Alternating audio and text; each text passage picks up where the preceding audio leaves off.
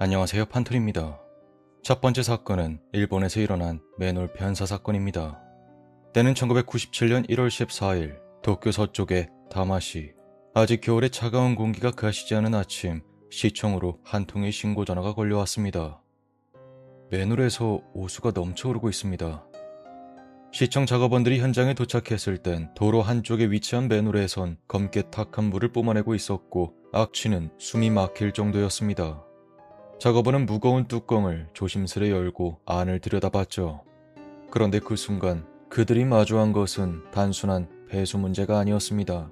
맨홀 속에는 한 사람의 시신이 있었죠. 부패가 상당히 진행된 상태였고 온몸은 오수에 잠겨 있었습니다. 처음에는 마네킹으로 착각할 수도 있는 모습이었지만 곧 그것이 사람이라는 것을 알기까지 오랜 시간이 걸리지 않았죠. 옷은 입고 있었지만 신발은 보이지 않았고 시신은 무릎을 꿇은 듯한 자세로 맨홀 벽 쪽에 기댄 상태였습니다.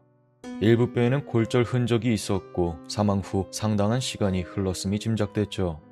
경찰은 즉시 수사에 착수했습니다. 부패가 심해 외형으로는 신원을 알 수 없었고 치과 기록을 대조하는 작업이 시작됐죠. 그리고 그 결과 이 시신은 약 1년 전인 1996년 2월 말부터 행방불명됐던 보육교사, 당시 39살이었던 그녀는 아오모리현 출신으로 대학에서 보육학을 전공한 뒤 보육원에서 오랫동안 근무해왔죠. 성실하고 아이들에게 헌신적인 교사였으며 무결근, 무지각 기록을 이어가던 인물이었습니다. 그녀가 마지막으로 목격된 것은 1996년 2월 27일 저녁이었습니다. 오후 5시 반, 동료와 헤어진 뒤 저녁 6시 50분쯤 장을 보는 모습이 확인되었죠. 그리고 밤 9시경 신문 배달원이 그녀를 본 것이 마지막 목격이었죠. 다음날 보육원에 출근하지 않은 그녀를 걱정한 동료들이 연락을 시도했지만 닿지 않았고 곧 아버지가 상경하여 실종 신고를 했습니다. 하지만 초기 수사는 단순 가출 가능성에 무게를 두었고 본격적인 수사는 이루어지지 않았죠. 이후 아버지가 그녀의 원룸에 머무르는 동안 총 6차례의 전화가 걸려왔다고 합니다. 그러나 발신자를 특정할 수 없었고 수사에 별다른 진전을 주지 못했죠. 시신이 발견된 맨홀은 그녀의 집에서 불과 200m 거리에 있었습니다. 낮에는 사람들이 많이 오가는 도로였고 밤에는 인적이 드물고 어두운 곳이었죠.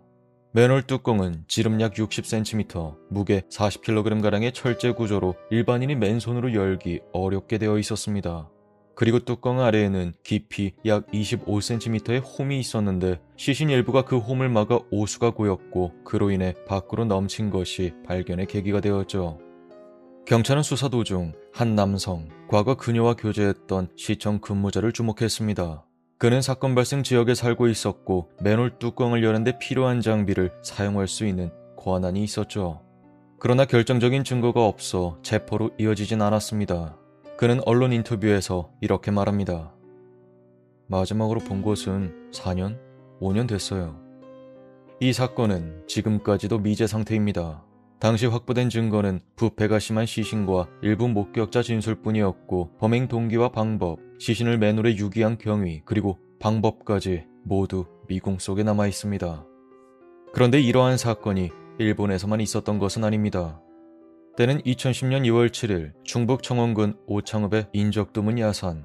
운동삼아 그 길을 지나던 주민 한 명이 걸음을 멈췄습니다. 그 이유는 바로 무언가 발견했기 때문인데요. 주민의 시선을 따라가 보면 땅바닥에 돗자리가 펼쳐져 있었고 그 위에 돌이 몇 개 얹혀 있었죠. 마치 바람에 날아가지 말라고 눌러놓은 것 같았습니다. 해당 주민은 뭔가 이상하다 싶어 돗자리를 한번 걷어봅니다. 돗자리를 걷자 나온 건 배수시설의 맨홀. 깊이는 3m에 조금 못 미쳤고 폭은 어른 한 사람이 겨우 들어갈 정도였죠. 그리고 더욱 충격적이었던 건 그 안에 한 사람의 시신이 있었던 겁니다. 시신 상태는 상당히 기괴했어요. 양손은 등 뒤로 케이블 타이에 의해 묶여 있었고 목에는 노끈이 감겨 있었으며 그 노끈은 맨홀 덮개에 연결되어 있었죠. 주민은 놀라 급히 경찰에 신고합니다.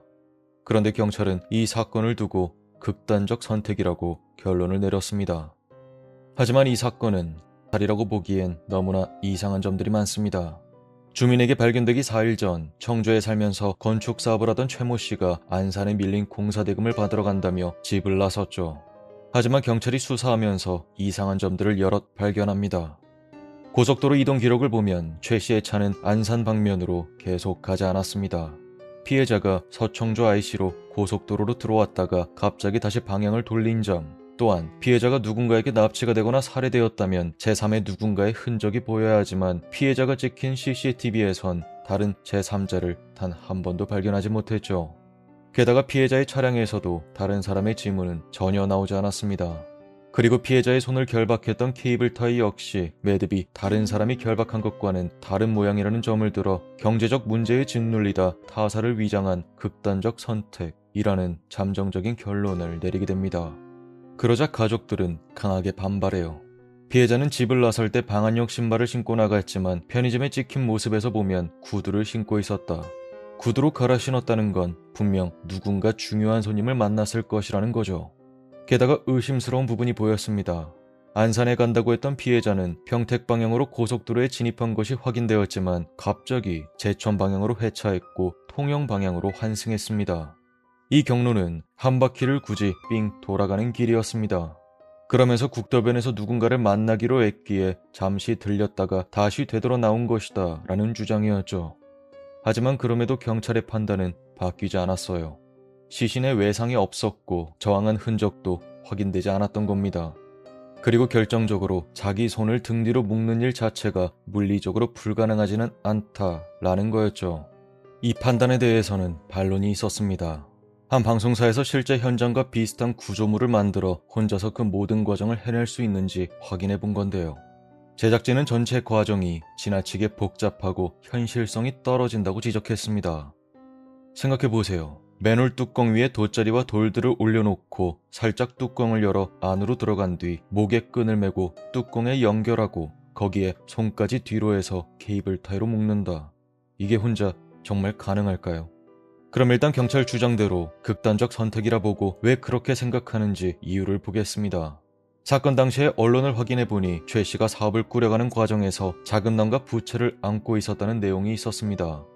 경제적으로 궁지에 몰린 최 씨가 가족에게 보험금을 남기기 위해 자신의 죽음을 타살처럼 보이도록 꾸몄다는 것이었죠.